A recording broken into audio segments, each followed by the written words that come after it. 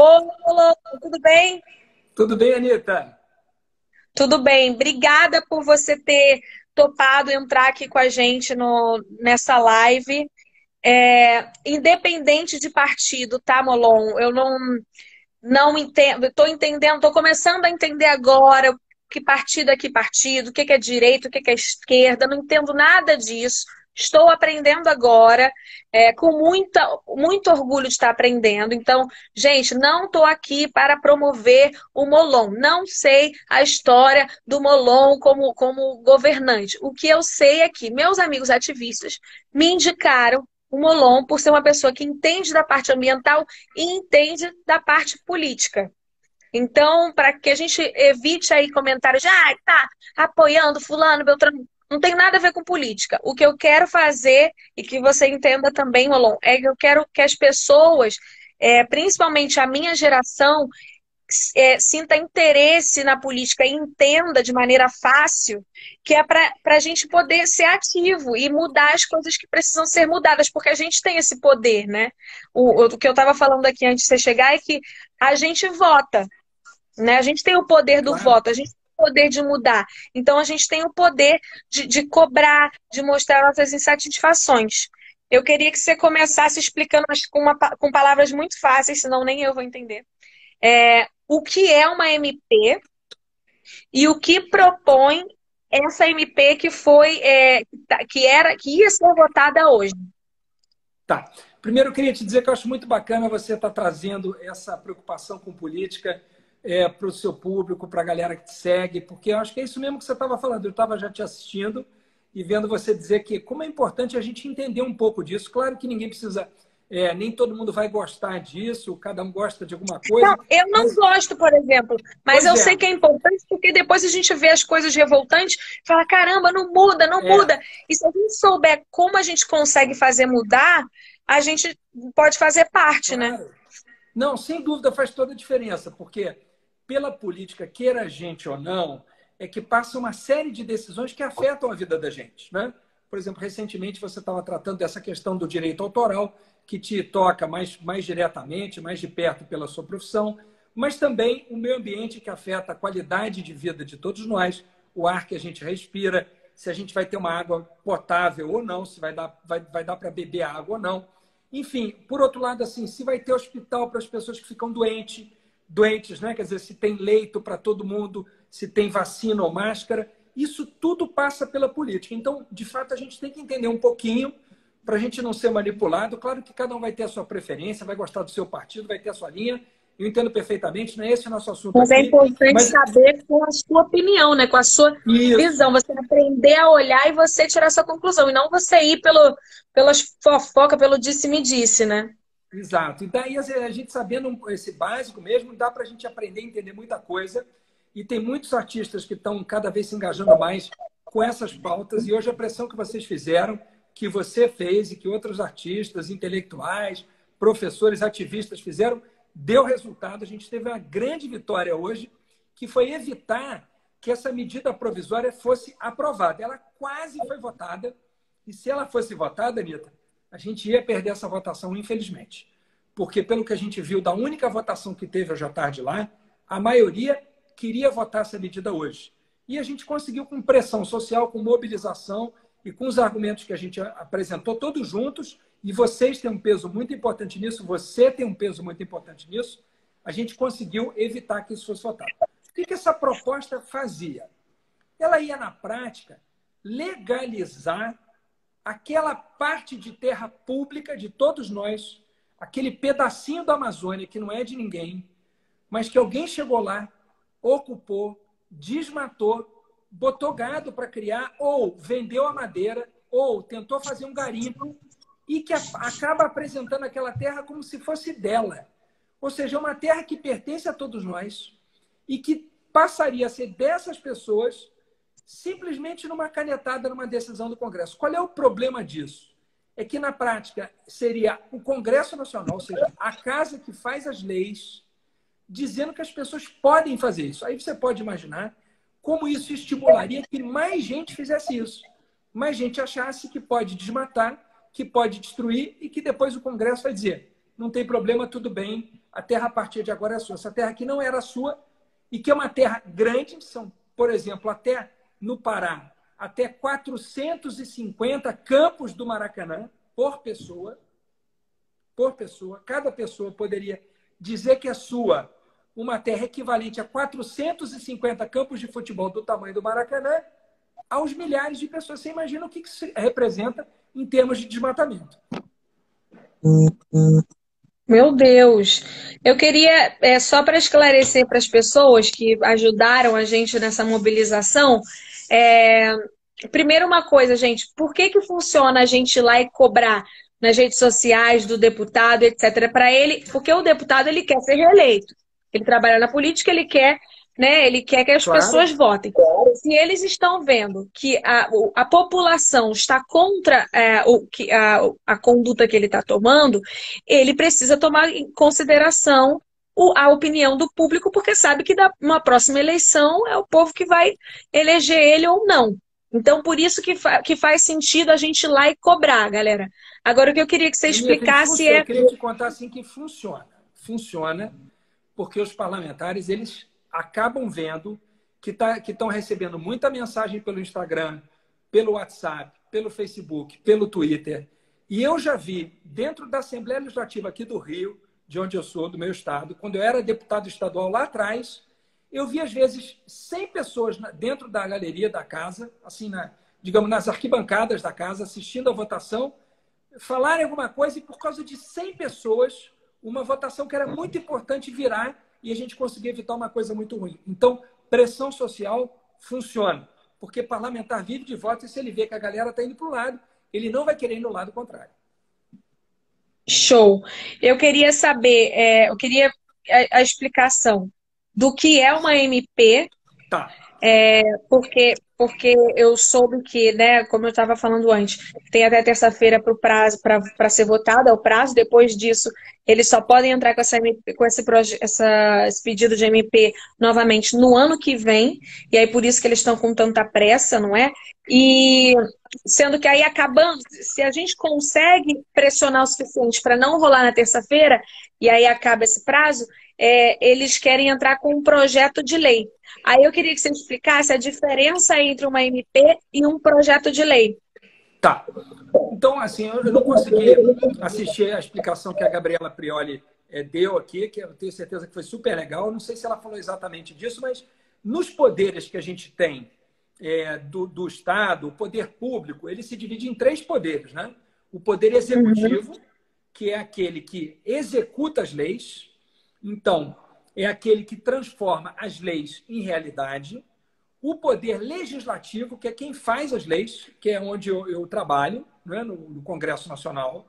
E o poder judiciário, que julga se as leis estão sendo bem aplicadas por todos ou não. Então, digamos, a gente bota lá na lei que todo mundo tem direito de ter assistência médica, atendimento médico. Bom, mas isso é uma coisa, é a lei, é o direito que a gente tem. Alguém tem que ir lá e construir o hospital e contratar o médico. É o poder executivo. Então, o poder legislativo diz: todo mundo tem direito a ter médico.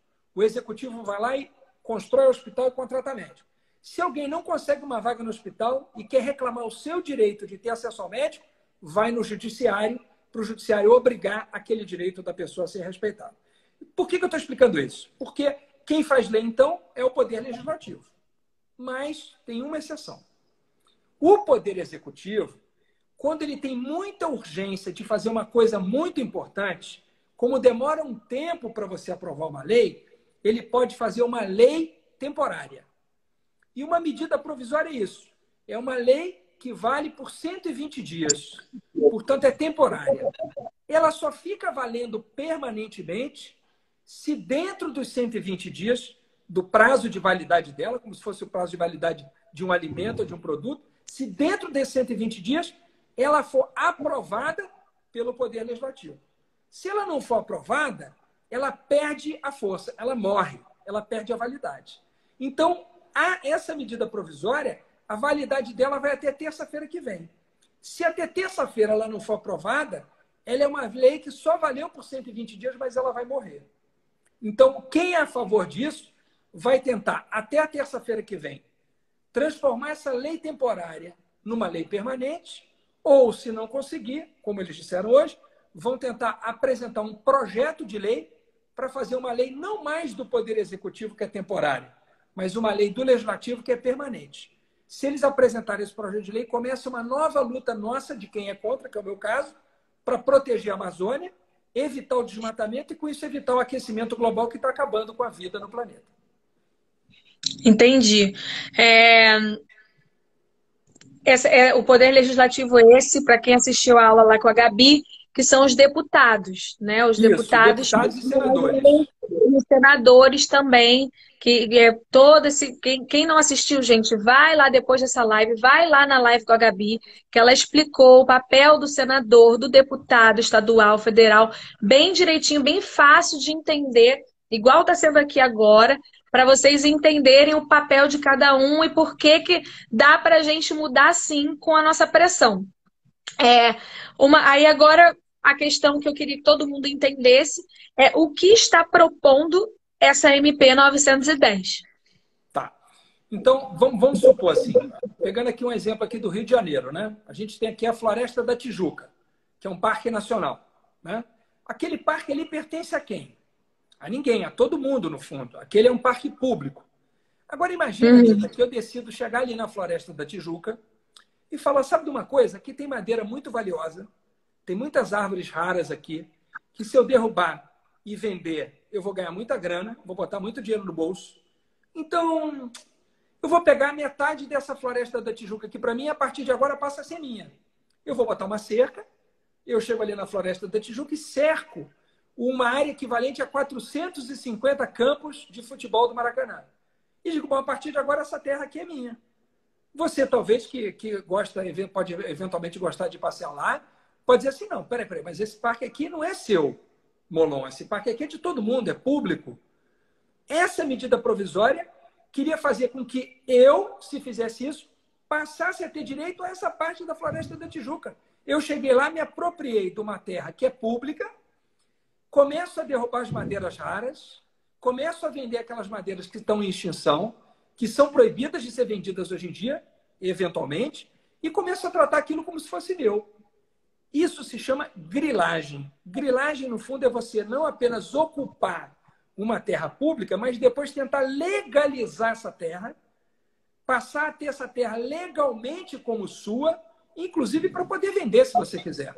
Então, é um absurdo, porque o efeito disso é um estímulo a esse tipo de atitude e, ao mesmo tempo, um estímulo a todos os crimes que muitas vezes são cometidos a partir desse primeiro crime, que é de pegar uma terra pública para si, depois isso sendo legalizado, isso, no fundo, estimula o desmatamento. E como eles pegam essa terra pública para si? Eles simplesmente chegam lá, botam uma cerca e falam que é deles?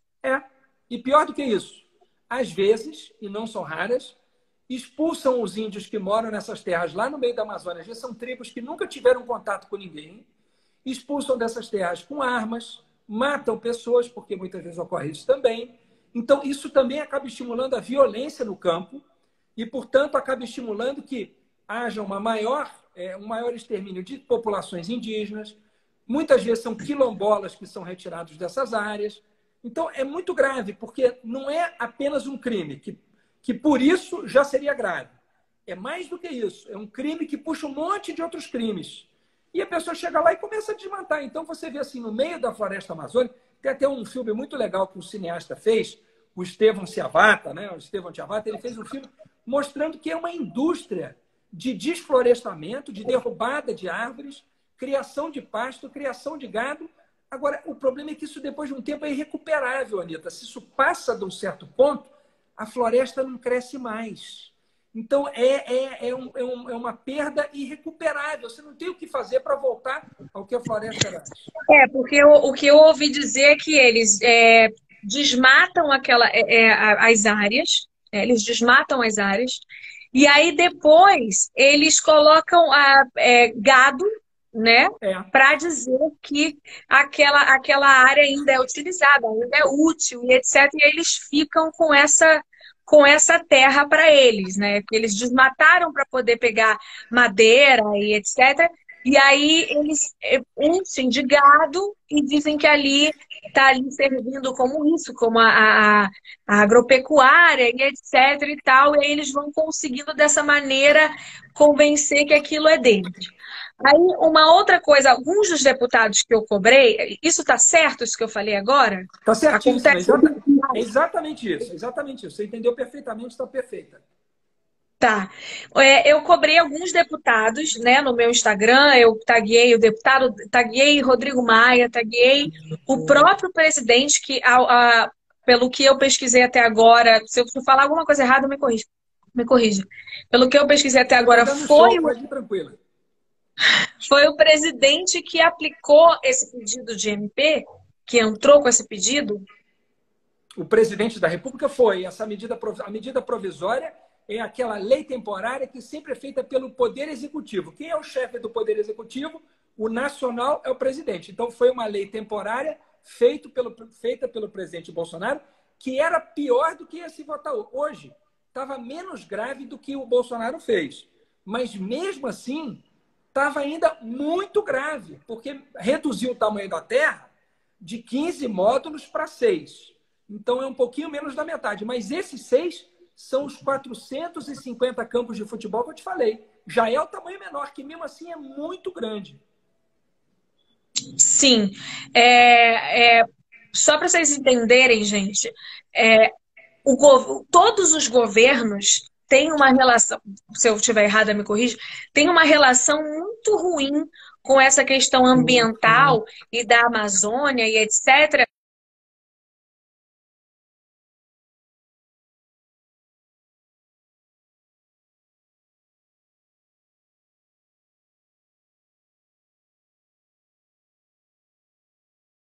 Ambiental, que é normalmente o que equilibra, né, o nosso ecossistema, o clima do nosso país. É isso?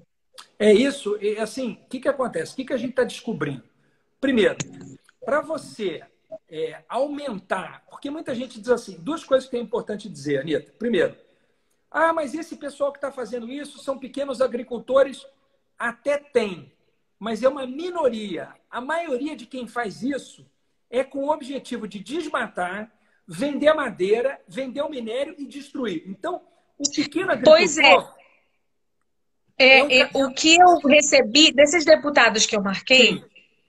alguns me falaram que já estavam contra. Inclusive, galera, eu botei no meu Instagram aí os deputados que estão contra, para que vocês não vão lá pressioná-los, porque eles já estão aí ajudando a gente. Os outros que eu não botei não são, eles são a favor. E o que eles me explicaram era isso, que isso era em prol da minoria, em prol dos pequenos trabalhadores que estão... Eu duvido muito que teria sido feita toda essa mobilização em prol de pessoas que nem têm quem falar por eles, né? Eu duvido muito. Mas vamos supor que realmente a intenção fosse de ajudar os pequenos trabalhadores e etc. O nosso sistema, aí novamente me corrija sempre, se eu te falar alguma merda, me corrija, por favor. O nosso sistema corrupto do Brasil, ele abriria 1000 brechas para que os grandes empresários, os grandes ruralistas, usassem essas brechas, pegassem pequenos como laranjas, como pessoas de frente, para parecer que era um pequeno negócio, mas na verdade estariam todos ali trabalhando para esses grandes ruralistas. Olha, Eu estou Anitta, pensando. primeiro, você está pensando corretíssimo. E além disso, os pequenos, os que estão na lei lá, que são pequenos proprietários, na lei diz qual é o tamanho de pequeno proprietário. Esses já tem uma lei que garante isso para eles. Então não precisa fazer lei para atender os pequenos. Já estão tentando atender nessa, no fundo, os médios. Mas os médios também acho que são, digamos assim, uma isca para, no fundo, lá no fim, atender os grandes, que era o objetivo do governo, que era fazer 15 módulos. Então, é muito grave. Assim, no fundo, você tem toda a razão. O objetivo por trás vai acabar sendo atender aos grandes. É péssimo. E a sua primeira pergunta também é corretíssima. O que acontece? Qual é o problema de desmatar a Amazônia? Bom, vocês lembram recentemente que São Paulo ficou, o dia virou noite? Lembra daquele efeito que teve, que ficou tudo preto? Aquilo Sim, dali é um São Paulo. fenômeno. Pois é, aquele é um fenômeno que foi causado pelo desmatamento da Amazônia. Ou seja, desmatar a Amazônia afeta não é só o norte do Brasil, afeta o Brasil inteiro, afeta o equilíbrio climático e ambiental do mundo. A Amazônia é o pulmão do mundo. Aí alguém talvez diga assim, Assim, não fala que é o pulmão do mundo, porque aí eles vão falar que a gente não entende nada de biologia, porque não é o pulmão do mundo, mas é que os biólogos dizem que essa expressão pulmão do mundo está errado por várias outras questões técnicas. Porém, gente, a gente usa essa expressão ainda assim porque, ok, por mais que os estudos falem que não é o pulmão do mundo, blá, blá, blá, se a gente acaba com o que foi feito por Jesus, por Deus, né, na nossa Amazônia, o ecossistema inteiro muda. A partir do momento que a gente muda todo o ecossistema do país, né, ele gira em torno, tudo funciona como se fosse uma máquina. A partir do momento que a gente acaba com essa parte do nosso ecossistema, a gente muda todo um funcionamento climático que mais cedo ou mais tarde ele chega assim nos outros países. Então é importante dizer, por mais que venham os mais entendidos, que estudam mais a fundo novas teorias, que não é que eu estudo muito disso com a Luísa Mel, que fica me explicando quando eu falo alguma coisa errada. E ela me explicou que vários iam chegar para mim e falar: pulmão do mundo não é pulmão do mundo. Ok. Porém, você desmatando uma das áreas, das maiores áreas de floresta do nosso país, a gente muda sim o clima. E aí, consequentemente, a gente muda todo o ecossistema e mais tarde vira, assim, a longo prazo, um problema mundial. Por isso que quando o assunto é Amazônia, vários países vêm e se metem, correto? corretíssimo. Agora veja, a Amazônia tem uma importância grande na produção de oxigênio para o planeta. Evidentemente que não, os oceanos, por exemplo, os mares, né? Eles têm uma enorme importância também para isso, estão sendo poluídos. Então, tem um monte de ações da gente para proteger o meio ambiente. Se desmatar, o que acontece se desmatar a Amazônia? Existe muito carbono preso no solo. O desmatamento, ele aquece o ambiente porque ele libera esse carbono que está preso no solo. Da mesma maneira que quando a gente usa combustível no carro, a gente libera gases e a gente muda a atmosfera. E isso contribui para aquecer o planeta. O desmatamento é a principal forma em que o Brasil contribui para o aquecimento global pela liberação de carbono que está preso no solo e que é liberado quando se desmata. Em síntese, é isso. Mas o importante é que, de fato, desmatar a Amazônia traz um monte de problemas, seja pelo oxigênio, seja pelo carbono, seja, por exemplo, pela produção de umidade, né? As plantas transpiram, que nem a gente sua, as plantas suam. A transpiração das plantas torna o ar da Amazônia úmido e esse mar vem para o centro-oeste, para o sul do Brasil, e ele é responsável por chuvas no centro-oeste e chegando no sudeste também, que são chamados rios voadores, Anitta, como se fossem rios que viessem pelo ar, não pelo solo, não por baixo da terra, mas é a água que vem pelo ar. Então, se a gente acabar com a Amazônia, se a gente destruir a Amazônia, todo o regime de chuvas do Brasil muda. O que significa isso? Que quem hoje ganha dinheiro plantando não vai conseguir mais plantar o que planta, porque vai faltar água, vai faltar irrigação. Água para as plantas e para todo mundo. Então, no fundo, assim, a Amazônia tem 1000 formas pela qual ela contribui para o meio ambiente do Brasil e do mundo. Ela é muito importante e tem outras formas da gente explorar a Amazônia mais inteligentes. Por exemplo, pesquisando a Amazônia e descobrindo certamente a cura para muitas doenças que ainda não foram descobertas e que estão na Amazônia. Estão usando ciência e tecnologia e não o desmatamento. Dá para explorar a Amazônia mantendo a floresta de pé. Ela pode trazer riqueza para a gente e bem-estar sem ser destruída. É muito mais inteligente isso e traz um retorno muito maior. Pois é, eu queria falar aqui alguns dos deputados que são contra, né, que são a favor da MP, que acham que tem que acontecer. eles me responderam da seguinte maneira, deixa eu tentar lembrar, não vou lembrar exatamente o que falaram, mas basicamente eles estavam falando que. Deixa eu organizar, ok. Porque a minha explicação para eles foi a seguinte: a Amazônia chegou no seu limite de desmatamento, chegou no seu limite de exploração. Existe um momento que não tem mais como Isso, você agradar os dois lados, o isso. povo e a Amazônia, o povo e a natureza. E o que é uma coisa que não tem volta? É o nosso meio ambiente. Desde que a gente acabe com ele, não tem volta. A gente Pô, é isso. destruindo o nosso ecossistema e o nosso clima e etc., não tem volta, é irreversível. Eu- Já o povo, a gente consegue encontrar novas maneiras de realocar essas profissões, de realocar, Ah, não. de reposicionar essas pessoas. Ah, os pequenos trabalham com isso, etc. Então, ou as grandes empresas, vamos diminuir, vamos reflorestar. E aí eu perguntei para eles, então, porque eles falaram assim, a gente está tentando legalizar, lembrei agora, a gente está tentando legalizar porque a maioria das coisas que são do desmatamento na Amazônia é ilegal. E aí acaba que os legalizados, que os que são autorizados, desmatam muito menos do que os que são ilegais. E aí eu perguntei para ele se não faria, então, mais sentido, ao invés de você tentar legalizar esse tipo de coisa, você aumentar a fiscalização?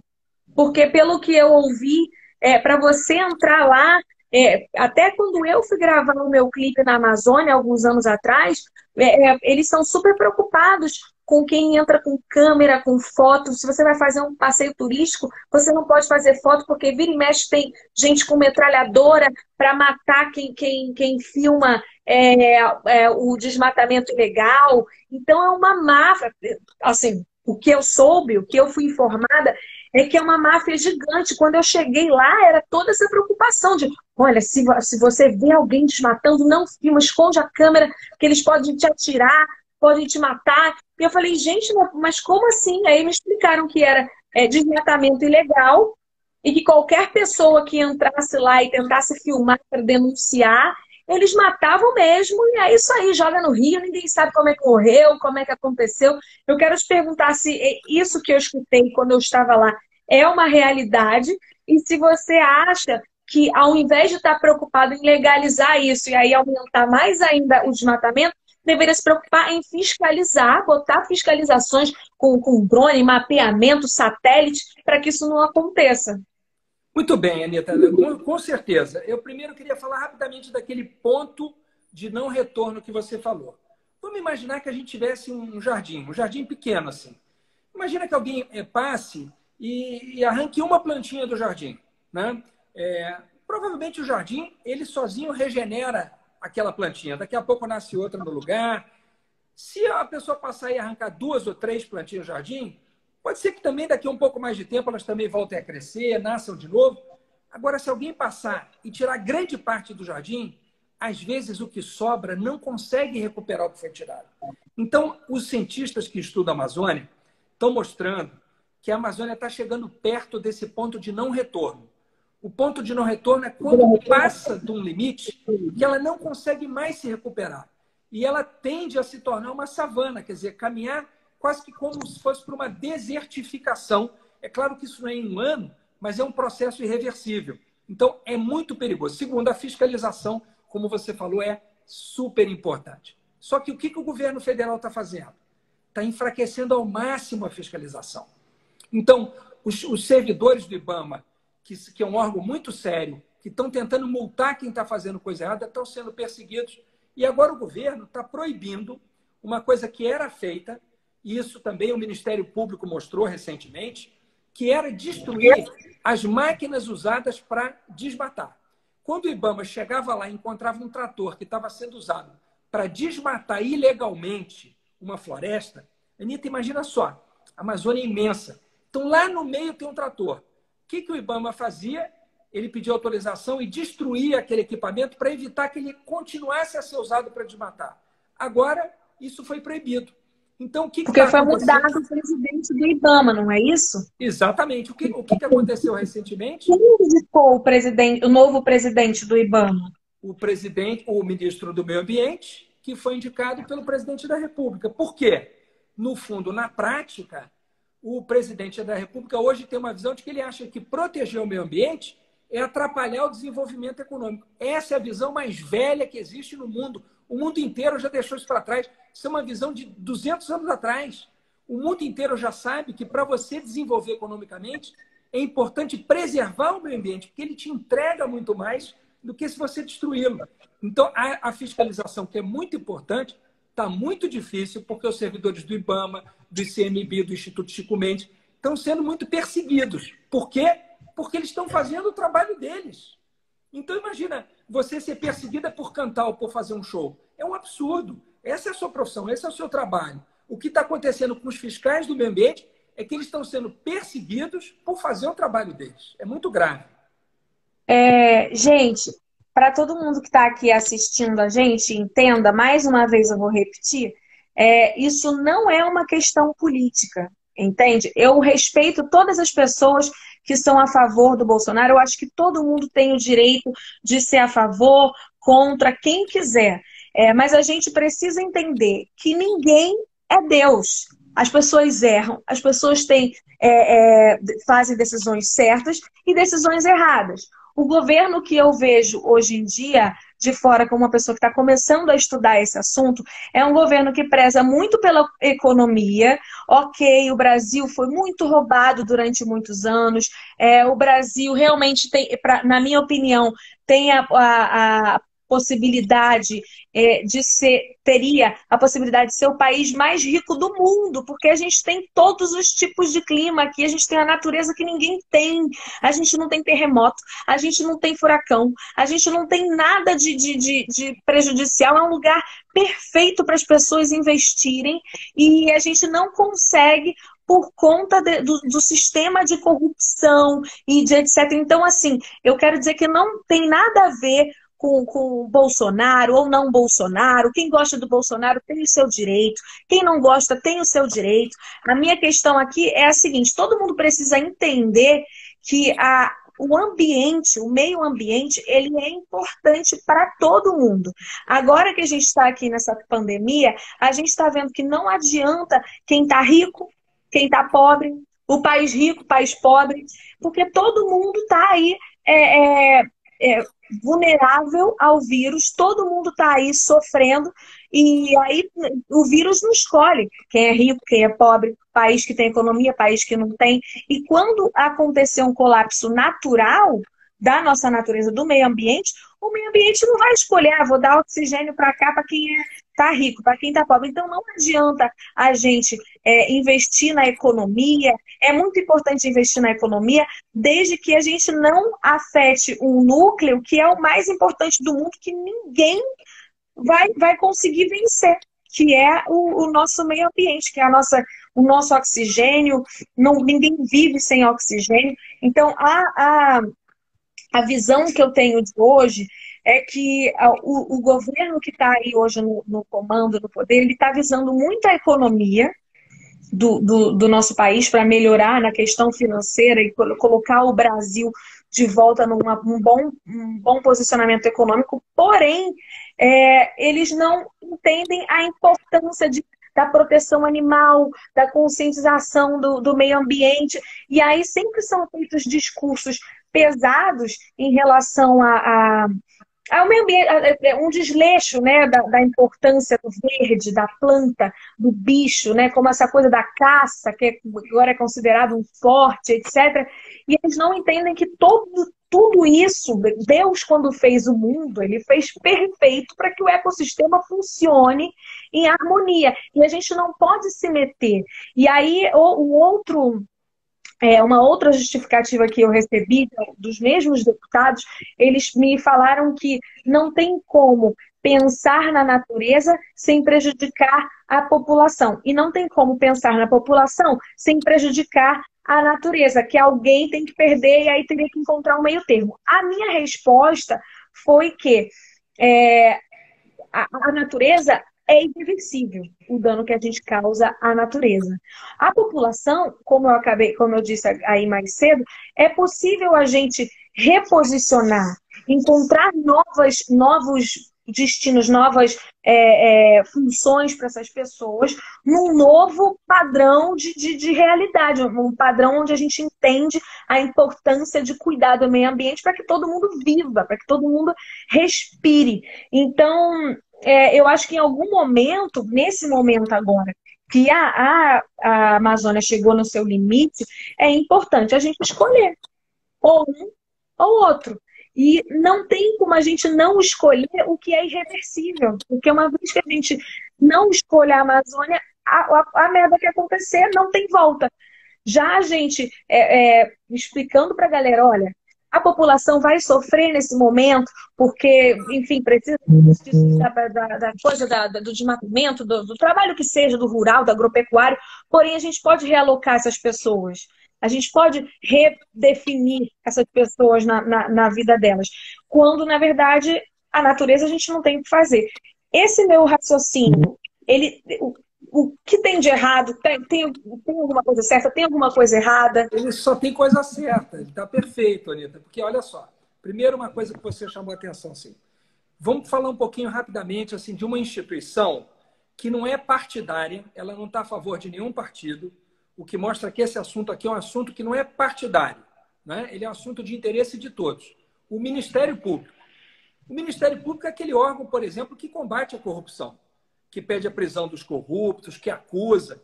Esse mesmo Ministério Público, ele é contra essa medida provisória.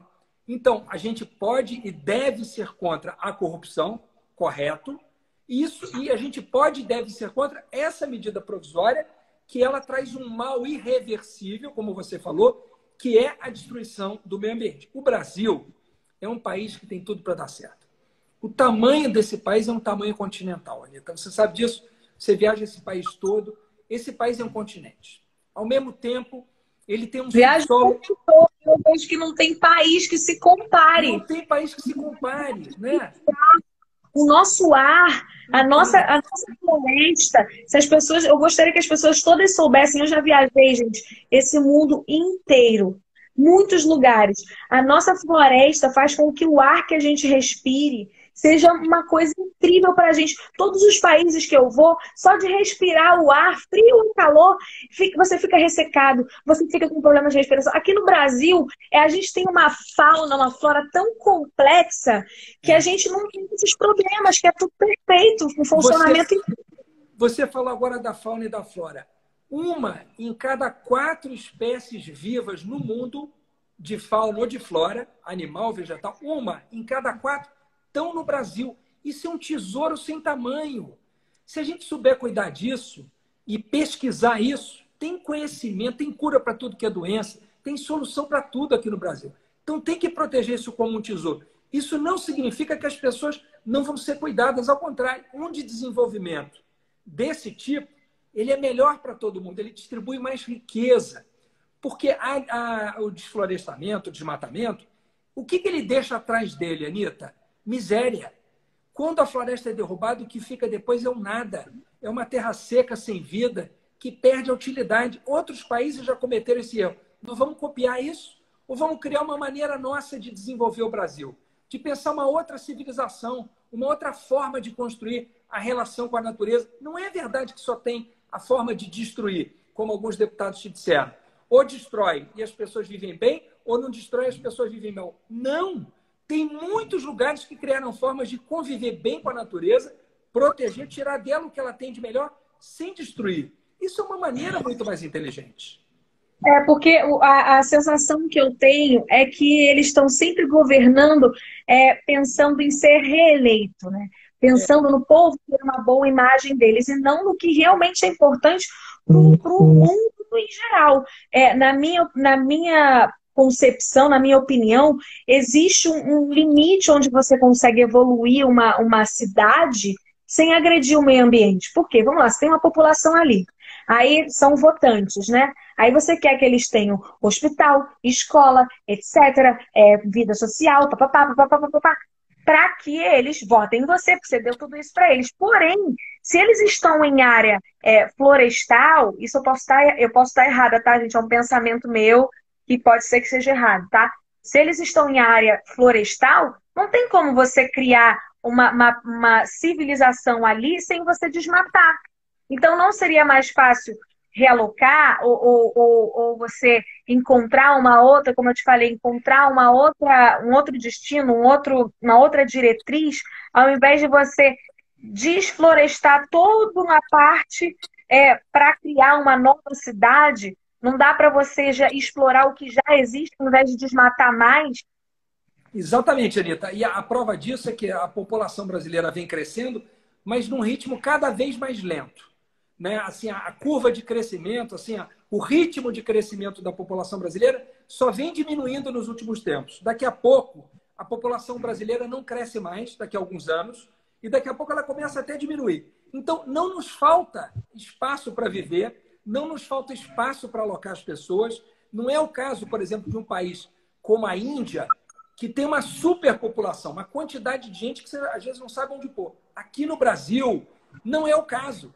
200 milhões de pessoas para esse território, dá e sobra, não precisa destruir mais nada.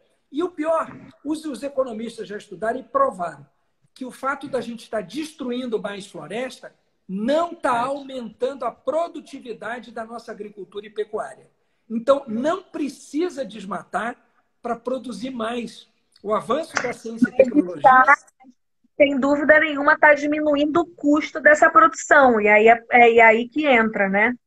Na verdade, não é nem o custo dessa produção, eu acho que são os ganhos imediatos desse desmatamento, tipo a venda de madeira, a venda de garimpo, porque às vezes o gado ele é a desculpa para desmatar.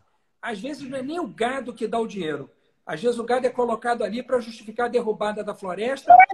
Sim. Né? Sim. E também, imagina, tem coisa que dê mais jeito que a pessoa ir lá pegar uma área enorme, cercar para ela. E aquilo que não era dela, de repente, passa a ser uma área que vai ser valorizada. Só que acontece que isso está sendo feito às custas de todo mundo. Todo mundo está pagando o preço porque a floresta que a gente perde é de todos nós. Né? Quer dizer, prejudica a vida da gente. Né? Então tem que encontrar outras maneiras. E tem vários países que já fizeram isso.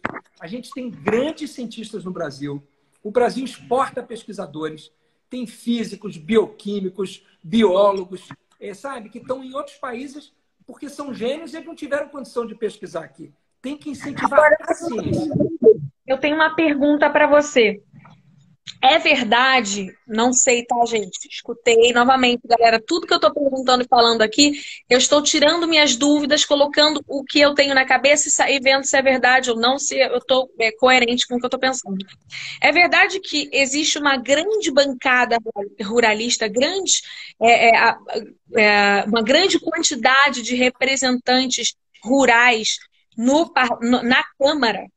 Sim, é verdade. Tem algo em torno... Na Câmara, né, dos Deputados, tem 513 deputados no total. Desses, algo em torno de 150 a 200 deputados representam os ruralistas. Mais ou menos 150 a 200. Pois é, e aí seria muito, na minha opinião, é muito injusto que a gente tenha na Câmara, e por isso é importante, galera, que vocês anotem essas pessoas, principalmente nesses momentos aí que a gente vive de crise, ou de um problema aqui e acolá, anotem quem são os deputados, porque é muito complicado a gente ter em maior quantidade na Câmara representatividade de uma bancada específica que é a ruralista, que é quem lucra com isso, né? Quem tem os seus ganhos, etc. Que talvez sejam pessoas que nem tenham noção da importância de você preservar o meio ambiente. Aí que tá. Isso aqui me chama a atenção. Eu já disse isso para eles nos debates que eu faço com eles lá. Veja bem, se você desmata e se isso afeta as chuvas no Brasil, o desmatamento ele atrapalha a agricultura. É uma visão de curto prazo. Você derruba hoje a floresta, parece que você se deu bem. Porque, em tese, você tem mais... parece que você tem mais terra para plantar. Tudo bem, você pode até ter num primeiro momento. Mas essa terra vai produzir menos ali na frente. Por quê? Porque se não chover, você não consegue produzir. Se não tiver chuva, não tem planta. Então, e o desmatamento muda a chuva. Então, Então, na verdade, é uma visão ultrapassada, velha, de que ou você tem agricultura ou você tem o meio ambiente. Não, não, amigo. Se você não tiver floresta, não tem agricultura, porque não tem chuva, não tem os rios voadores, não tem todo esse regime de irrigação que depende da floresta. Então, se o mundo inteiro... Para mim, parece muito que é uma galera que entende muito do seu negócio, mas não entende de todo o ecossistema e de como isso interfere no meio ambiente e no clima do nosso país e do mundo inteiro, né? Por isso que é uma questão que preocupa todo mundo. Agora, o que eu queria te perguntar é se você não acha. Eu viajo muito, como eu acabei de falar, né? E eu fui para alguns países na minha na minha tour do ano passado da Europa, onde eu vi muita coisa, países bem evoluídos, e eu vi muita coisa de sustentabilidade, reutilização. A energia, por exemplo, no aeroporto, por exemplo, as tomadas eram feitas com a energia, você queria carregar seu celular, você pedalava a bicicleta e essa era a energia que ia carregar o seu celular.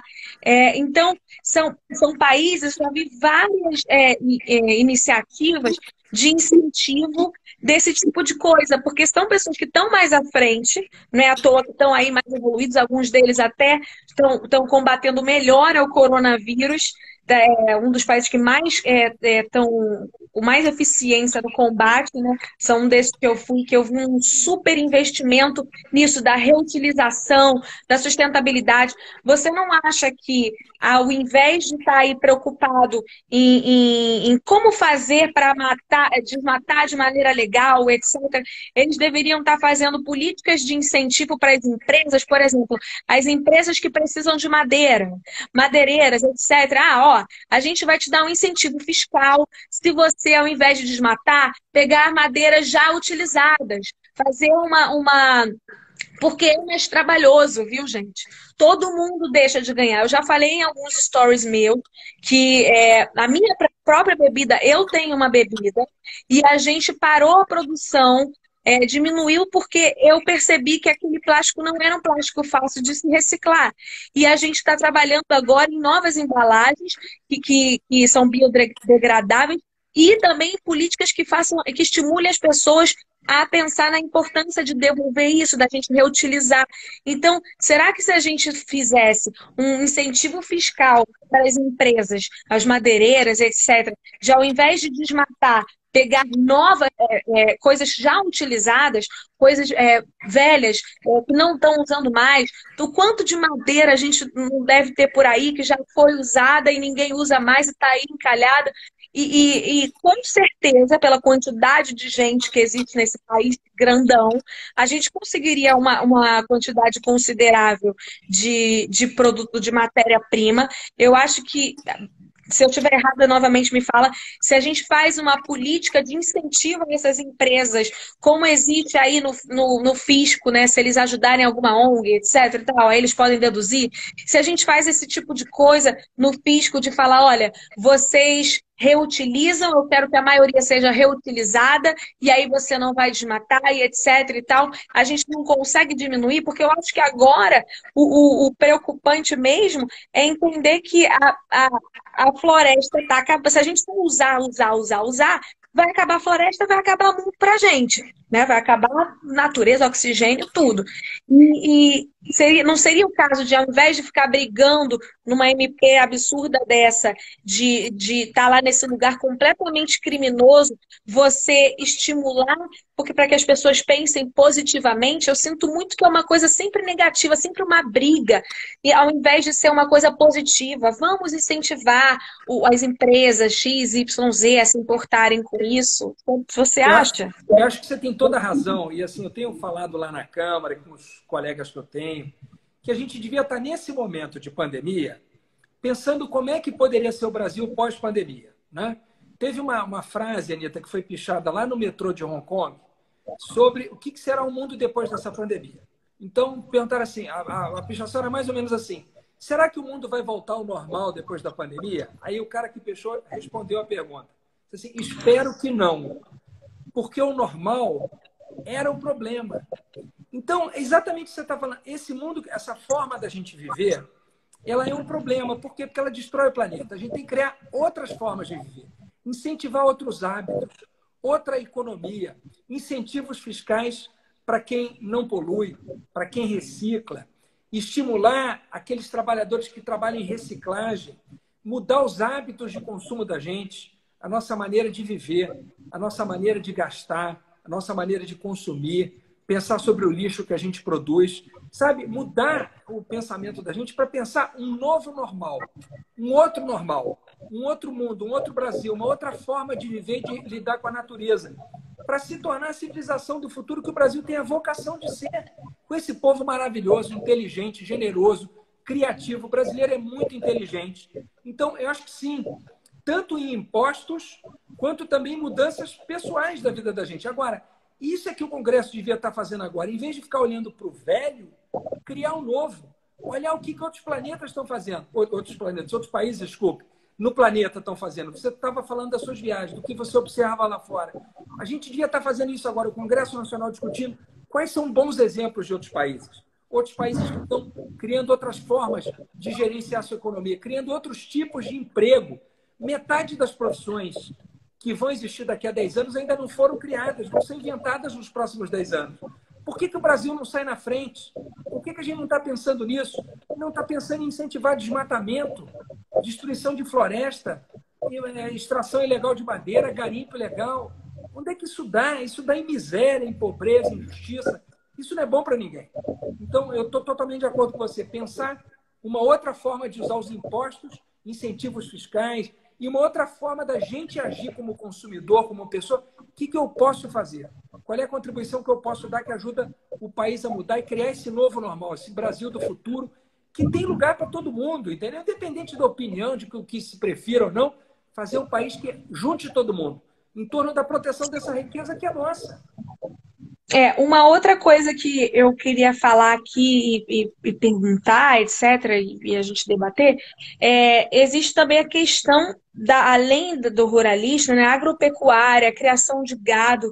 Hoje em dia, no Brasil, existe mais gado do que gente.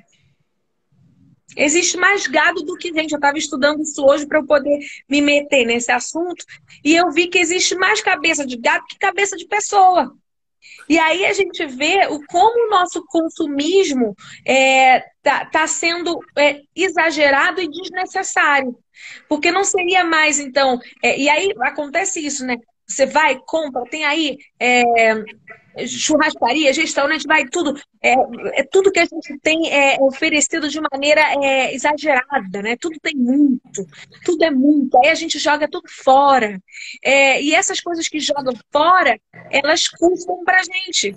Para quem não sabe, essa parte eu estudei, vou falar de maneira bem simples, tá? O peido de uma vaca, ele é muito poluente para o nosso ar. Então, a cada vaquinha que está ali soltando os seus gases é um dano para o meio ambiente gigantesco. Por isso eu diminuí. As pessoas pensam, você... sempre que eu falo que eu mudei a minha alimentação, eu não sou 100% vegana, porque eu acho que as pessoas não conseguiriam aderir a essa 100%, a esse radicalismo. Então, por isso eu sou o reflexo do que eu gostaria que as pessoas fossem.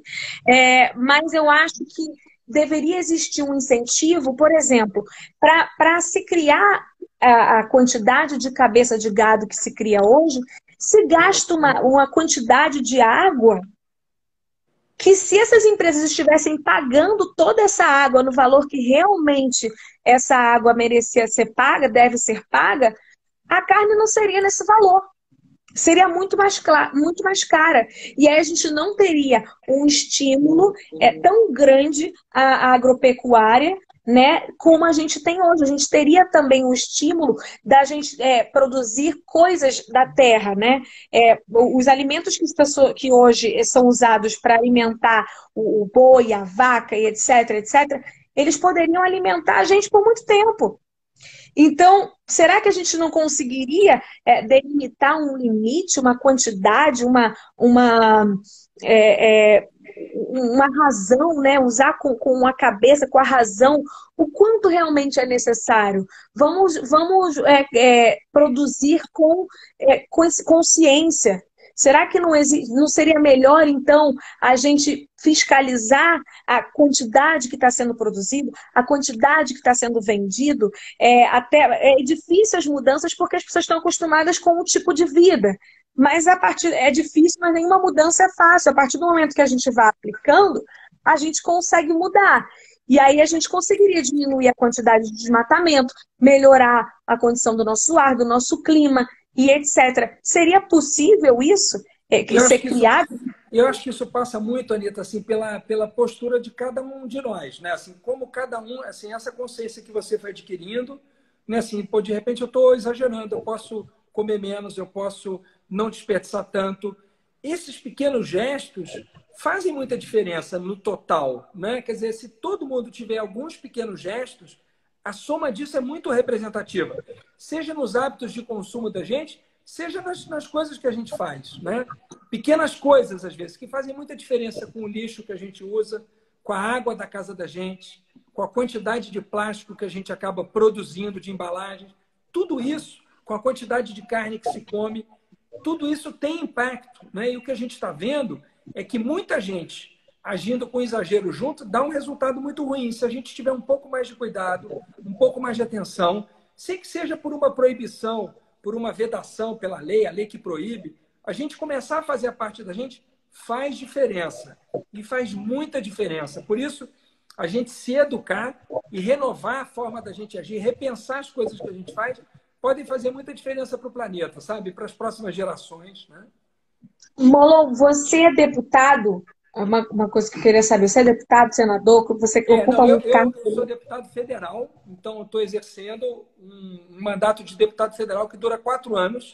Começou em 1º de fevereiro de 2019, do ano passado, e vai até 31 de janeiro de 2023. São 4 anos de mandato. Então, para eu entender, para ver se eu aprendi direito na aula da Gabi, você conseguiria, por exemplo, criar uma desses pedidos, desses projetos, etc.